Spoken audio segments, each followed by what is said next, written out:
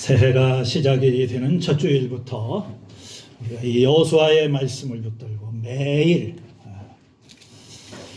우리가 이 말씀 속에서 은혜를 받고 또 삶의 지혜를 얻었습니다. 24장의 이 말씀을 쭉 읽어오는 동안 이 반복되는 그 메시지, 이 여호수아라고 하는 책을 통해서 하나님께서 우리에게 주시고자 하는 그 메시지의 그 핵심이 뭘까?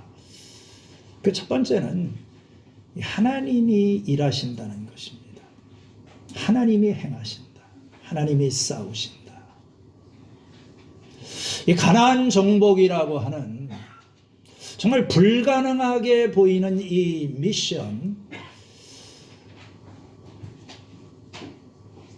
우리가 이러한 그 불가능해 보이는 상황 앞에서 두려워하지 않은 것은 하나님이 앞장서시고 하나님께서 일하시고 하나님께서 그 땅을 허락하신다는 것입니다.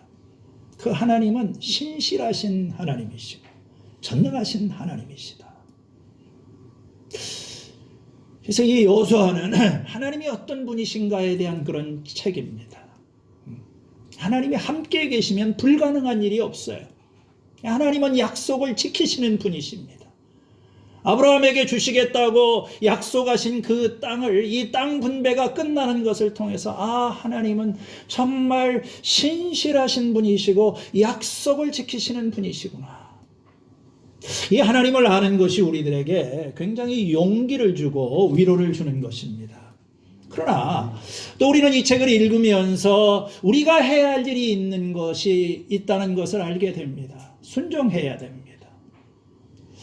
하나님이 우리에게 말씀하실 때 우리는 순종하면서 앞으로 나아가는 것입니다. 요단강을 향해서 나아가는 것입니다. 여리고성을 향해서 나아가는 것입니다. 우리가 적극적으로 믿음을 행사하는 것입니다. 땅을 분배받을 때에도 그냥 가만히 있는 것이 아니라 하나님께서 약속하신 것을 나에게 달라고 주장하는 이 적극적인 믿음의 필요성, 그런 것을 저는 개인적으로 좀 많이 생각하게 되었습니다. 하나님이 신실하시다. 너희도 성실해야 한다. 하나님 앞에 신실해야 한다. 오늘 찬양을 아주 기가 막히게 선곡을 하신 것 같아요. 오늘 여호수아에 나오는 이 얘기를 우리 김현중 목자님이 지금 선곡하신 이 신실하신 하나님, 전능하신 하나님, 불가능한 일이 없으신 하나님, 그러나 우리가 이 하나님이 주신 약속의 땅을 차지하기 위해서는 믿음으로 그물을 던지면서 나아가야 된다. 오늘 여호수아서의 마지막 장에 나오는 여호수아서의 여호수아의 고별 설교에 해당하는 그런 말씀입니다. 나이 많은 여호수아가 이제 죽을 날이 얼마 남지 않은 것을 알고 그 자기의 사랑하는 백성들을 다 불러 모아서 세겜이라고 하는 곳에서 마지막 설교를 하는 것입니다. 이 마지막 설교 속에 지금까지 이 여호수아서에서 반복된 그 메시지가 또다시 요약이 되고 있는 거예요. 하나님은 어떤 분이신가? 하나님이 행하신 일을 돌아보면서 또 이제 이스라엘 백성들을 향하여서는 그들이 하나님 앞에 신실하게 헌신하라. 오늘 핵심적인 규절은 14절에 나오는 하나님을 섬겨라 하는 그런 말입니다. 이제부터 여러분들은 하나님을 섬겨야 합니다. 충성하라, 헌신하라 하는 그런 말입니다. 그래서 오늘 저는 이 여호수아의 이 마지막 설교를 통해서 하나님께서 주시는 말씀, 충성하라, 헌신하라, 신실하라, 몇 가지를 생각해 보려고 합니다. 첫 번째, 이 헌신의 동기는 하나님의 은혜입니다. 왜 우리가 헌신하는 삶을 살아야 되고 하나님 앞에 충성된 그런 사람이 되어야 되는가? 오늘 이 14절의 말씀은 그러므로라고 하는 말로 시작이 됩니다. 이렇게 말씀하셨으니, 문자적으로는 그러니까, 이 접속사, 그건 뭐냐면은 이 말씀을 이해하기 위해서는 앞에 나오는 1절에서 13절까지의 내용을 먼저 알아야 됩니다. 여호수아는 이 백성들을 상대로 해서 설교를 시작하면서 하나님께서 그의 조상 때부터 지금까지 베풀어 주신 은혜를 회상을 하고 돌아보는 그 내용입니다. 이스라엘의 역사에 이 아브라함 이후에 지금까지 하나님의 역사를 네 부분으로 나누어서 족장시대, 그리고 출애굽시대, 요단강에서 승리를 하였던 이야기, 그리고 약속의 땅을 정복하였던 이야기, 이런 식으로 이렇게 역사의 중요한 순간들을 되짚어보고 있습니다. 먼저 이 족장들의 그 이야기에 초점을 맞추지요. 제가 오늘 읽지는 않았지만 이 24장에 보게 되면 주 하나님이 옛날에 아브라함과 나홀의 아비 데라를 비롯한 너희의 조상들을 만나 주셨는데, 그 가운데 이 아브라함이라고 하는 민족의 조상을 하나님께서 선택하신 것입니다. 그런데 참 특이한 것은 이 아브라함을 하나님께서 부르셨을 때 그들이 유프라테스 강 저쪽, 오늘날의 그 바벨론 지역이죠. 여기에서 그들은 우상, 다른 신들을 섬기고 있었어요. 참 이 아브라함이 선택을 받은 것은 하나님의 은혜다 하는 것을 알게 되는 것입니다. 아브라함이 무슨 다른 사람보다 특별한 미덕을 가지고 있었던 것도 아니에요. 그냥 다른 사람처럼 우상을 섬기던 집안의 사람입니다. 하나님께서 그를 선택하신 것은 놀라운 은혜지요.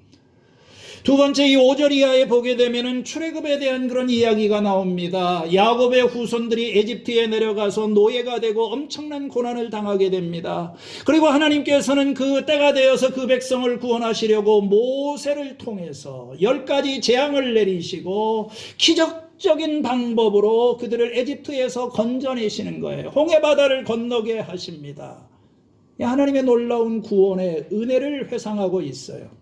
세 번째로는 이스라엘 백성들이 광야를 통과한 다음에 요단강 동쪽에 있는 땅을 차지했던 그런 이야기, 그 땅의 왕들과 전쟁을 하고 승리를 했던 이야기, 특별히 이 모압 왕 발락이 이스라엘을 저주하기 위해서 이 발람이라고 하는 선지자를 고용을 해서 그들을 해를 끼치려고 하였을 때 하나님께서 그걸 막으셨어요.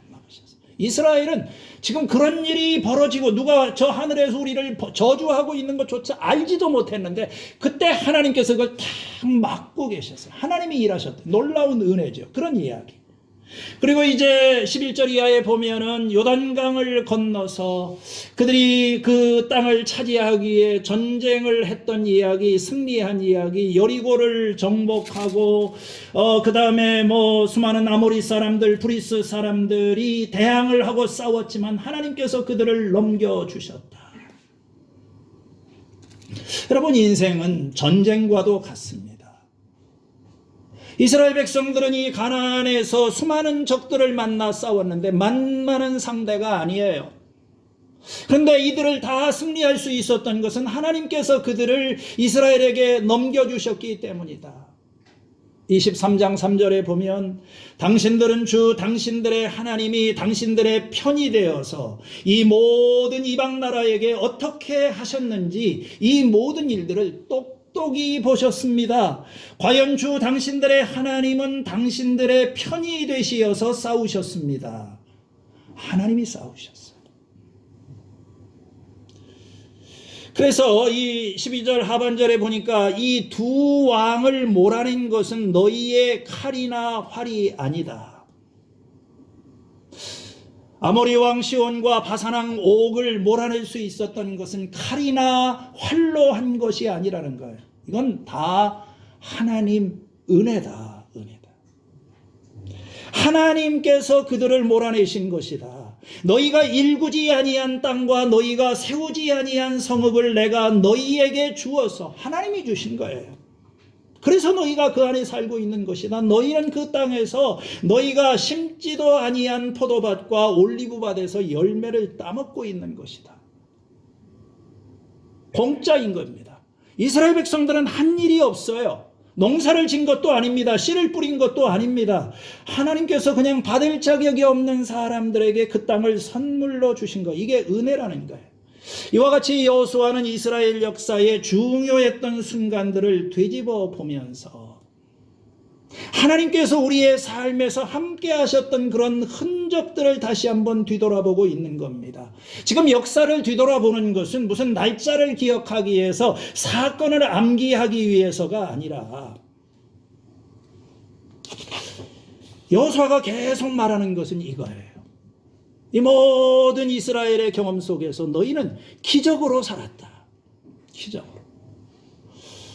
기적의 다른 말은 은혜입니다. 모든 것이 은혜라는 거예요.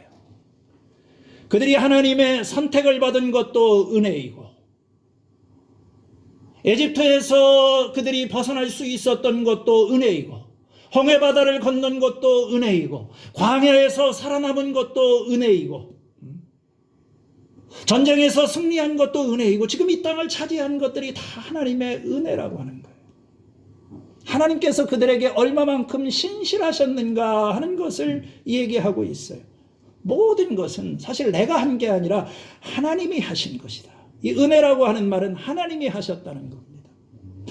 우리가 이 여호수아서의 모든 책이 다 그렇지만 이 마지막에서도 계속 이 사건들을 반복하면서 반복이 되고 있는 것은 주 하나님이, 오늘 본문에서는 나는 내가 이렇게 하였다.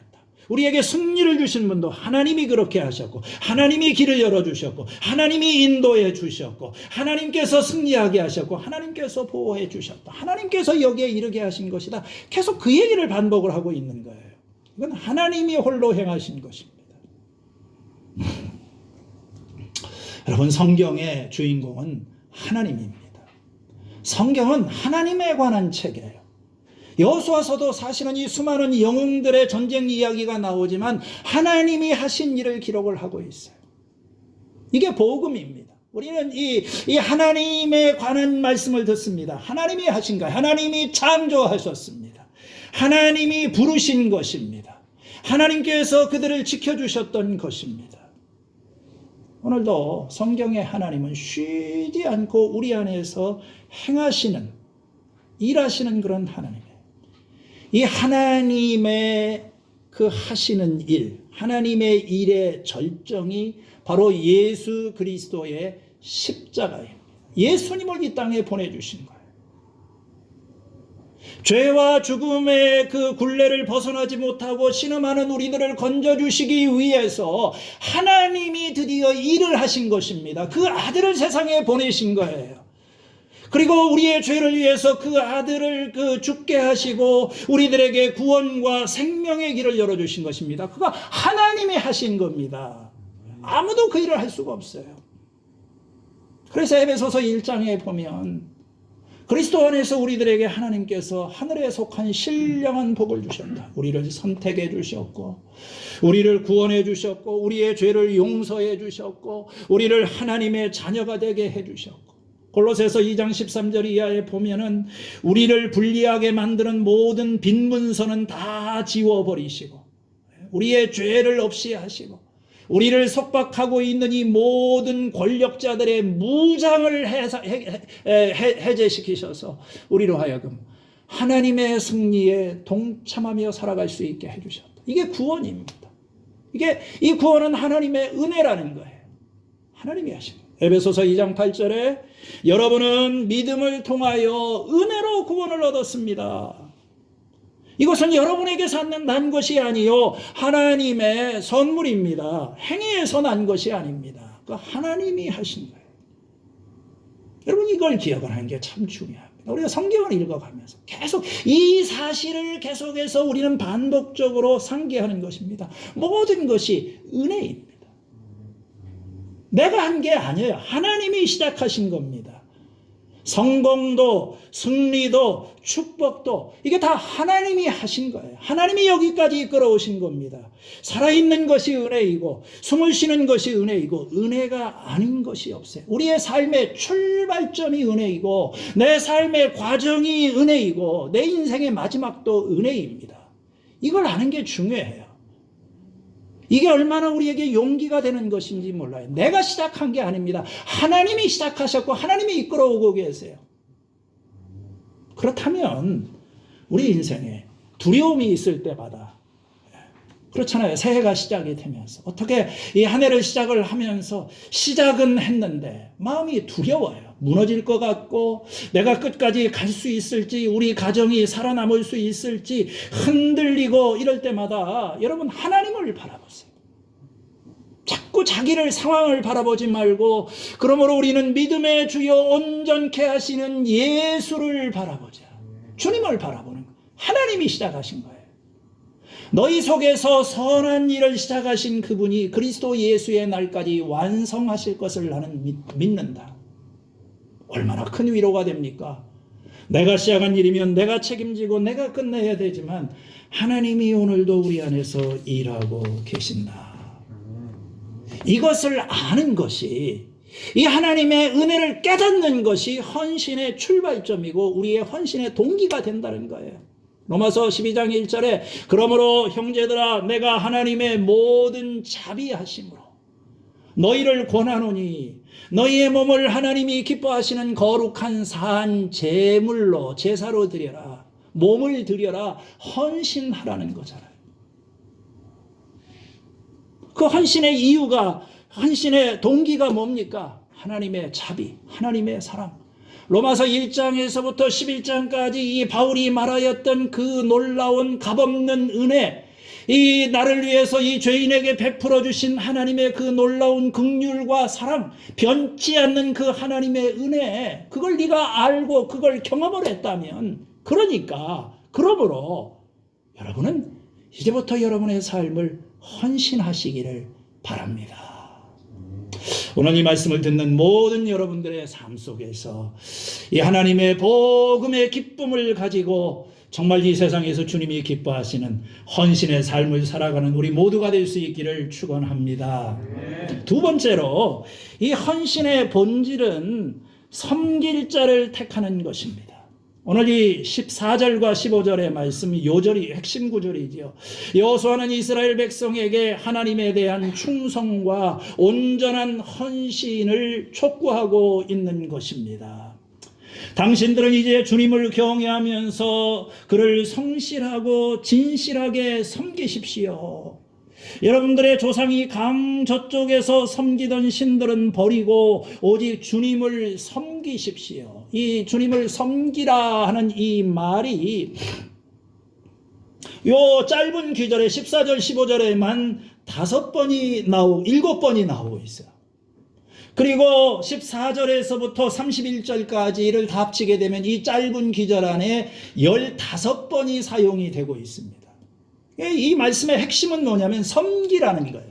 너희가 이제부터는 하나님을 섬겨야 된다. 이걸 하나님이 어떤 분이신지를 알았고 그 은혜를 경험해서 이제 너희는 하나님을 섬겨라. 하나님을 섬긴다고 하는 것은 예배한다는 의미도 있지만 사실은 충성한다, 헌신한다 하는 그런 의미가 강한 겁니다. 여러분, 하나님을 섬긴다고 하는 것은 하나님 앞에 하나님을 믿는다는 것은 그분에게 내가 헌신하는 거예요. 충성을 다짐하는 겁니다. 그분이 내 인생의 주인이다. 그리고 그분 앞에 충성을 맹세하고 살아가는 거예요. 오늘 이 말씀에, 성경에 이 여호수아의 결론은 분명합니다. 하나님은 너에게 신실하셨다. 그러니까 너도 하나님 앞에 신실해야 한다. 충성돼야 된다. 오늘 이 말씀에 이 14절의 초점은 누구를 섬길 것인가 하는 문제에 맞추어져 있습니다. 우리가 하나님을 섬길 수도 있고 우상을 섬길 수도 있어요. 인생에 있어서 가장 중요한 문제는 누구를 섬기느냐 하는 것입니다. 우리는 누구에겐가 헌신되어 있는 그런 존재입니다. 가치 있는 것을 섬기면은 나는 가치 있는 존재가 되고, 무가치한 것에 헌신하고 무가치한 것을 섬기면 나는 무가치한 인생이 되는 거예요. 내가 누구의 종이 되느냐? 여러분은 아무에게나 자기를 종으로 내맡겨서 복종하거나 헌신하지 말고, 여러분이 여러분을 복종하는 그 사람의 종이 되는 것을 알지 못합니까? 여러분이 죄의 종이 되어서 죽음에 이르거나 순종의 종이 되어서 의에 이르거나 하는 것입니다. 로마서 6장에 나오는 말씀이잖아요. 주님을 섬기는 것입니다. 또 어떻게 섬기느냐 하는 것도 중요한 것 같습니다. 여기 하나님을 섬기는 방법에 대해서 이야기를 합니다. 첫 번째, 이스라엘 백성들은 하나님을 경외함으로 섬겨야 된다. 14절에 그렇게 되어 있죠. 여러분들은 주님을 경외하면서 섬기십시오. 자, 이 섬긴다고 하는 말은 하나님을 사랑한다 하는 말과도 이렇게 바꾸어 쓸 수 있는데, 이 사랑과 경외심이 함께 가는 거예요. 여러분, 이 사랑의 가장 높은 경지 차원이 경외하는 마음을 갖는 거예요. 여호와를 경외하는 것이 지식의 근본이다. 이 경외한다는 말은 두려움이라는 말로도 바꾸어 쓸 수가 있죠.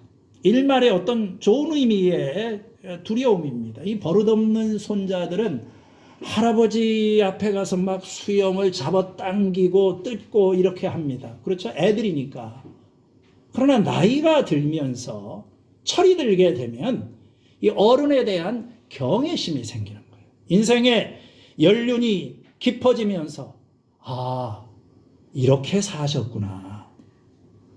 이래서 어르신들이 그렇게 했겠구나.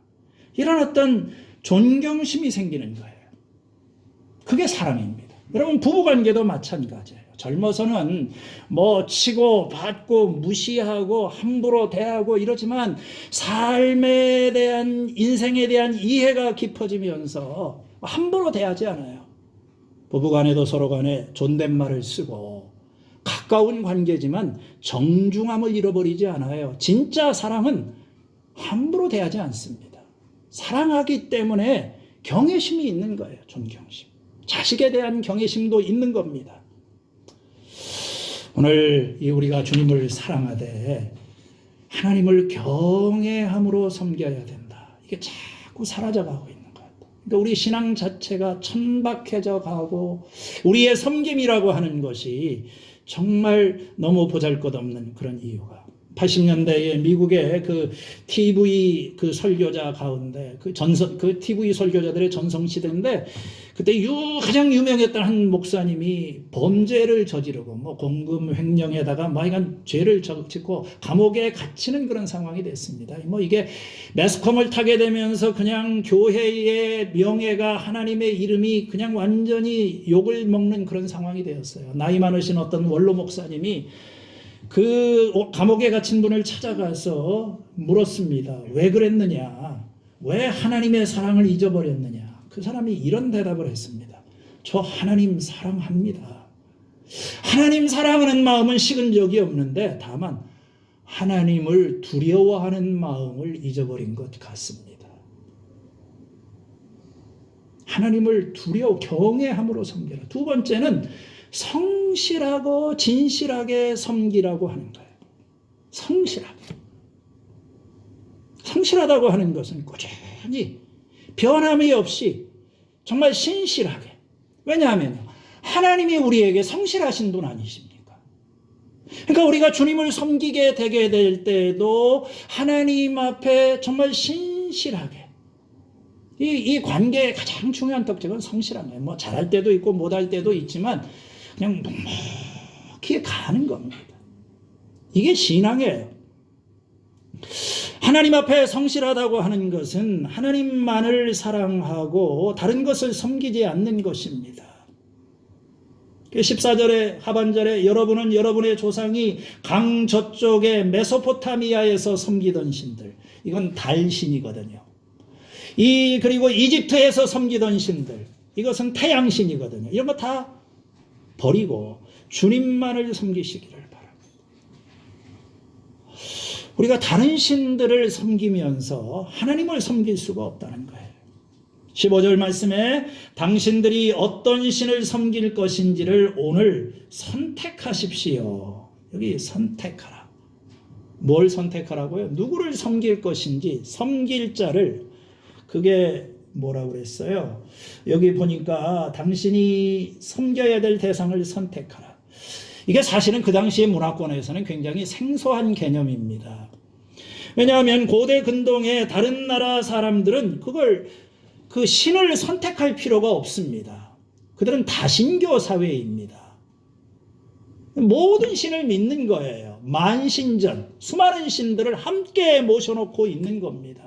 인도 같은 데 가면 인구가 10억이 되는데 누가 그러더라고요. 그 인도의 그 신들의 숫자, 그들이 섬기는 신의 숫자가 한 3억 3천 정도가 된다고 합니다. 그걸 어떻게 셌는지를 모르겠어요. 여러분, 일본에도 신도가 신이 700만이라던가 1000만이라던가 그런 데에서는요 선택할 필요 없어요. 다 믿는 겁니다. 여호와 신 하나가 더해져도 아무런 문제가 되지를 않아요. 그냥 추가해서 믿는 겁니다. 그러나 여호와 신앙은 그게 아니에요. 이거 유일신 신앙입니다. 선택을 해야 돼요. 어느 것이 참된 신이고 누가 거짓된 신인가 하는 것을 나 외에 다른 신이 있게 하지 말아라.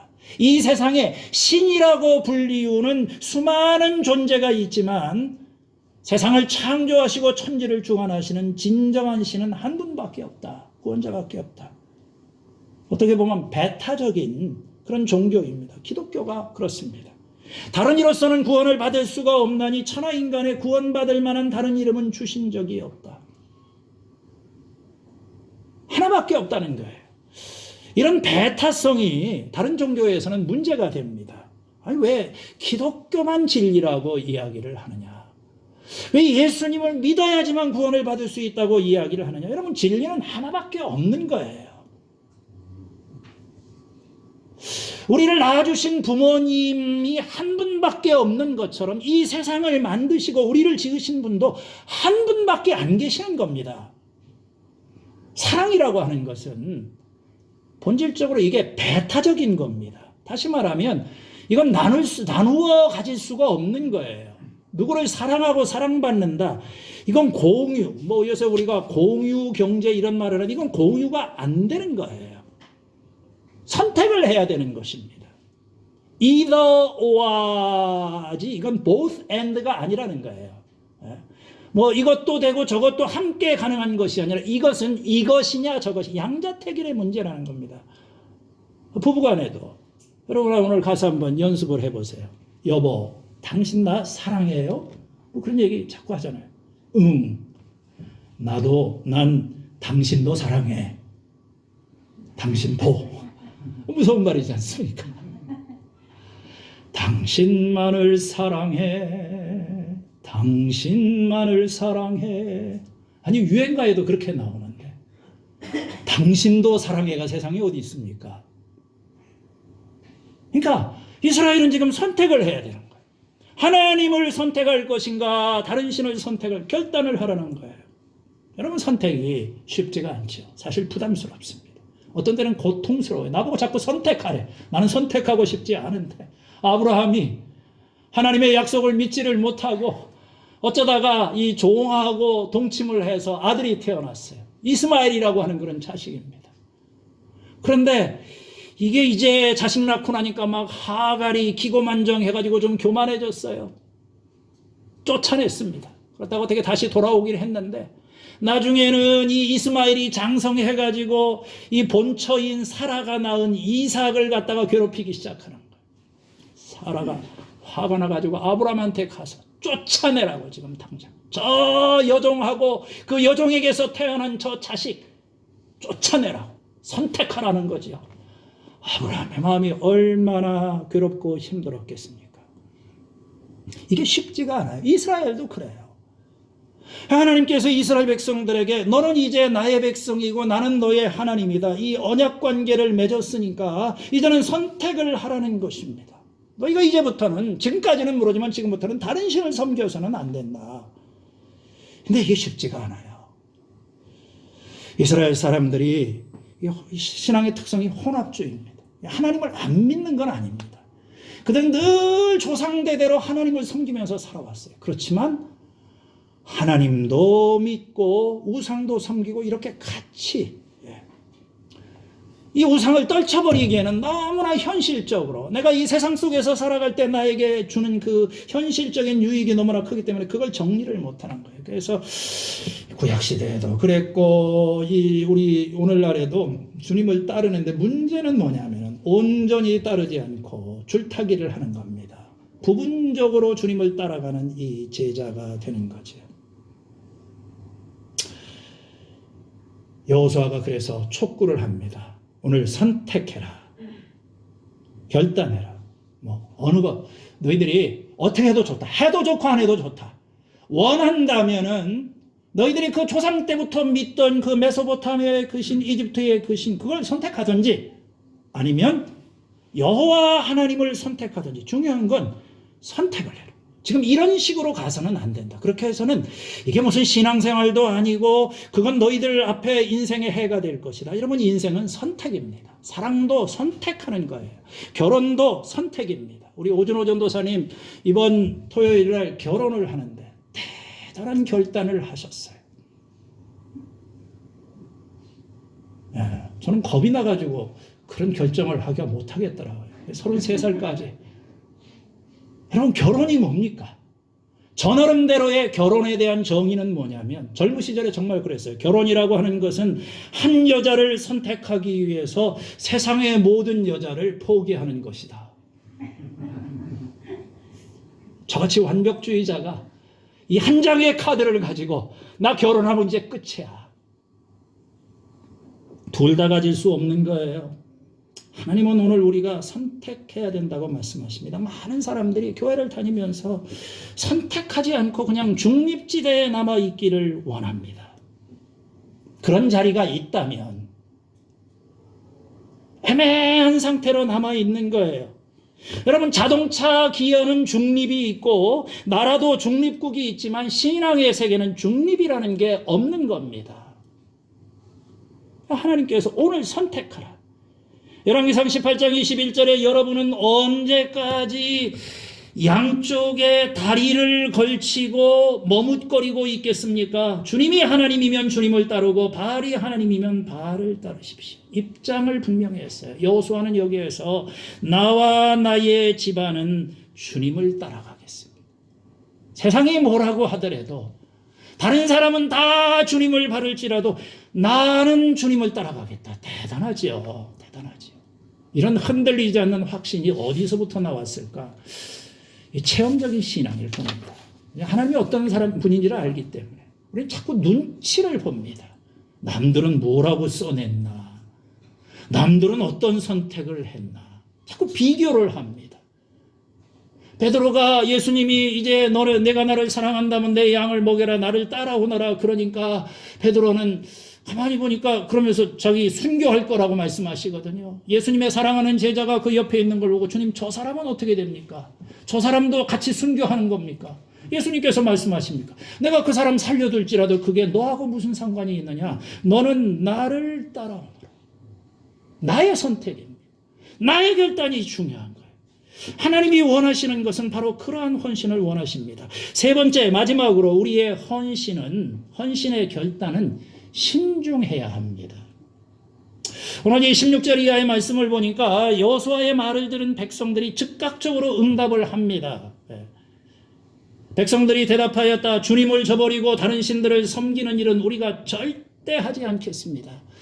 그러면서 이 사람들이 하는 말을 보면은 아주 정말 모범적인 대답을 하는 것 같아요. 하나님께서 우리를 에집트 땅에서부터 이끌어내셨고 우리 앞에서 많은 기적을 행하셨고 우리를 지켜주셨고 또 함께 하셔서 이 땅을 차지하게 하셨습니다. 그러니까 우리는 주님을 섬기겠습니다.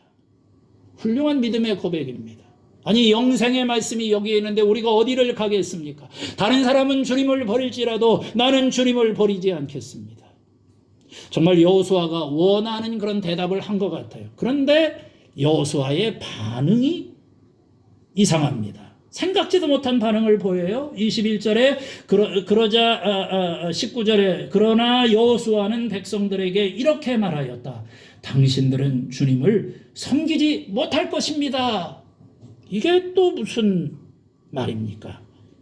아니 참 어렵게 결단을 내리고 주님을 섬기겠다고 하는 사람들을 환영하고 격려하지는 못할지도 여러분들은 주님을 섬기지 못할 것입니다. 왜 그랬을까요? 여호수아가 그들의 마음을 꿰뚫어 보았던 것 같아요. 너무 쉽게 생각하지 말라는 겁니다. 여러분들이 하나님을 믿고 선택하는 그 결정이 그렇게 경솔하게, 그 만만하게 가볍게 생각하지 말아라. 왜요? 하나님은 거룩하시며 질투하시는 분이시기 때문에 그렇다. 여러분 하나님 질투하시는 분이세요. 여러분이 하나님의 백성이 되면 그 다음부터는 그 다음부터는 하나님에게 온전한 충성을 드려야지, 여러분들이 다른 신을 쫓아가지 않게 되면 그분은 거룩하신 분이기 때문에 여러분들은 이제 진노와 재앙을 경험하게 된다는, 하나님께서 그냥 두지를 않으세요.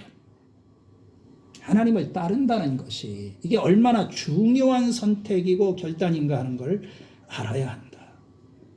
심각한 일이다. 적당히 믿고 그냥 뭐 대충 얼버무리면서 이렇게 어디에서 이것도 아니고 빛도 아니고 어두움 사이에서 엉거주춤으로 가다가 내가 어떻게 그냥 나중에 구원을 받을 수 있을까? 아니라는 거예요. 결단하라. 선택하라. 예수님도 그러셨어요.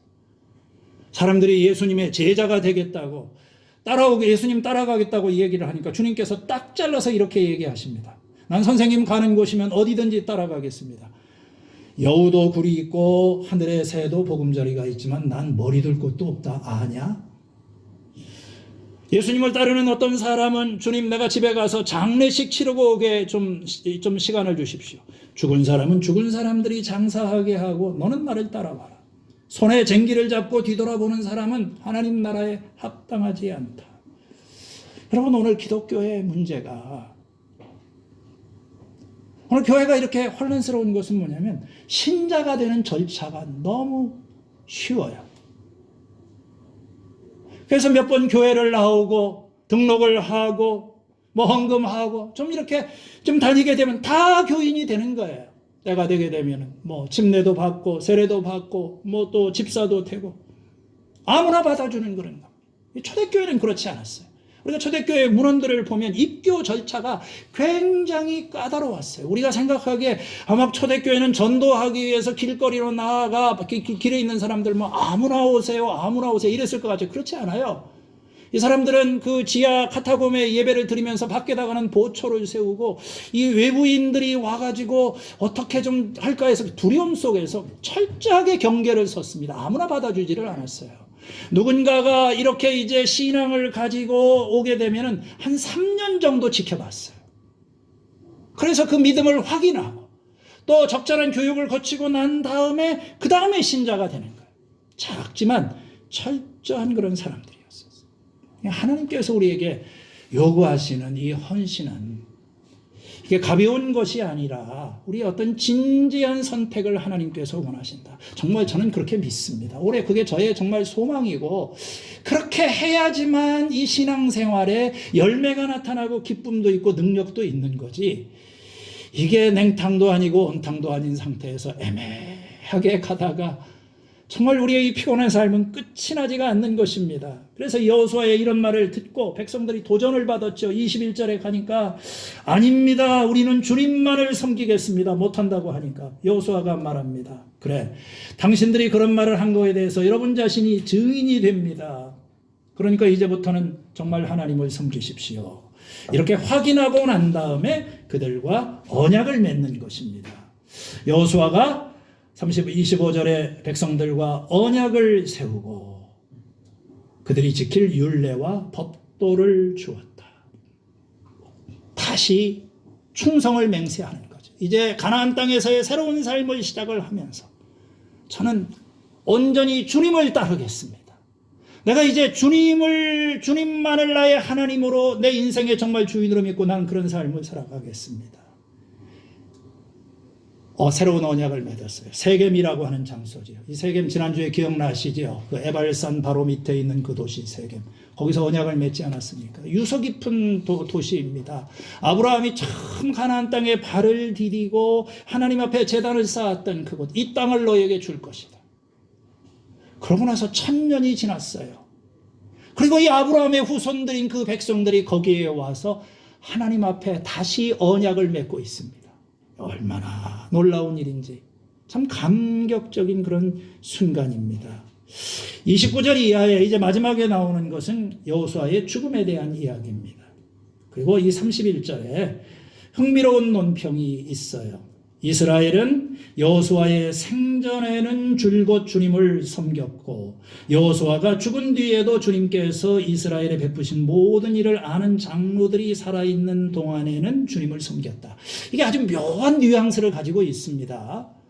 이 여호수아가 살아있는 동안에, 그리고 그와 함께 있던 지도자들이 살아있는 동안에 주님을 잘 섬겼다. 긍정적인 말이죠. 그러나 뭔가 이게 좀, 그러면 그 다음에는 어떻게 됐을까? 이들이 죽고 난 다음에는 어떻게 됐을까? 불길한 암시가 있죠. 이게 이제 사사기로 이어지게 되는 거예요. 사사기 2장 7절에도 똑같은 말이 나옵니다. 여호수아가 살아있는 동안에는 그들이 주님을 잘 섬겼다. 그러나 2장 10절에 가면 그들이 죽은 뒤에 새로운 세대가 일어났는데 그들은 주님을 알지 못하고 주님께서 이스라엘을 돌보신 일도 알지 못하였다. 오래 못 갑니다. 정말 그렇게 하나님 앞에 제단을 쌓고 헌신을 맹세했지만 얼마 지나지 않아서 그들은 또다시 옛생활로 돌아가게 돼요. 그래서 우리는 자꾸 하나님 앞에 나와서 제단을 쌓고 이 예배가 하나님 앞에서 우리의 그 말씀을 듣고 언약을 새롭게 하고 하나님 앞에 헌신을 다짐하는 그런 일이 정말 있어야 돼요. 지도자의 역할이 중요합니다. 이스라엘 백성들이 한순간에 이렇게 무너져 내려가는 것은 여호수아가 사라졌기 때문입니다. 리더십의 부재예요. 그 다음부터 사사시대는 지도자가 없는 그런 시대입니다. 그냥 필요할 때마다 사사들이 한 번씩 나타나서 단발적으로 구원자 역할을 합니다. 그리고 사사기의 마지막에 가면은 완전히 그때는 왕이 없기 때문에 자기 소견에 좋은 대로 행하게 됩니다. 그러다가 이게 나중에 사무엘서에 가게 되면 왕을 세우게 되고 다윗이 등장하면서 이스라엘의 역사의 혼란이 끝나게 돼요. 리더가 이렇게 중요합니다. 정말 여러분 지도자를 위해서 기도하셔야 돼요. 지도자가 무너지게 되면은요 공동체가 무너지는 거예요. 이 흩어진 백성들의 마음을 하나로 묶어주고 다잡아서 앞을 향해서 나아갈 수 있게 해주는 것이 리더의 그런 역할이에요. 오늘 우리는 이 여호수아서의 이 마지막 장을 통해서 선택하라, 결단하라. 믿음은 선택입니다. 결단입니다. 그냥 되는 게 아니에요, 여러분들. 하나님이 다 하십니다. 하나님이 앞장서시고 하나님이 일하세요. 그러나 우리가 해야 될 일은 뭐냐면은 마음을 굳게 하고 그 하나님만을 따라가기로 선택하는 것입니다. 어쩌다 보니까 위대한 사람이 되고 어쩌다 보니까 내가 위대한 유산을 남겼다. 세상에 그런 거 없습니다. 우연하게 하나님의 충성스러운 종이 된 사람은 어디에도 없어요. 가만히 누워있는데 입에 열매가 떨어지는 게 아닙니다. 내가 결정해. 오늘 내 마음속에 다른 결정이 아니라 내가 이 주님을 바라보고 하루에도 수십 번씩 내 마음이 왔다 갔다 해.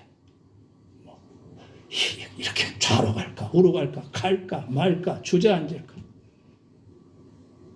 그때마다 저도 약간 우울질이 있는 사람이기 때문에 어떤 옛날에는 그런 게 오게 되면 그냥 거기에 사로잡혀서 또 그걸 묵상하면서 이렇게 지냈었어요. 근데 요새는 안 그럽니다. 딱 오면 끊어요. 내가 이 말씀을 선포하면서 주님을 붙잡습니다. 그냥 나아가는 거예요. 너희는 주님을 선택하라. 주님을 선택하면 주님이 우리를 붙잡아 주십니다. 그리고 우리로 하여금 승리의 삶을 누릴 수 있도록 우리를 지켜주실 것입니다. 이와 같은 하나님의 축복과 은혜를 경험하는 금년의 삶이 될 수 있기를 축원합니다. 하나님 아버지 감사합니다.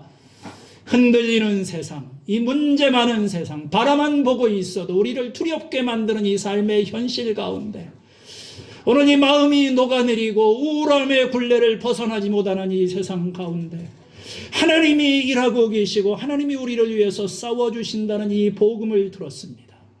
이것을 믿는 믿음을 주시고 신실하게 성실하게 진실한 마음으로 하나님을 붙들고 살아가는 저희가 되도록 저희를 붙잡아 주시옵소서. 예수님의 이름으로 기도했습니다. 아멘.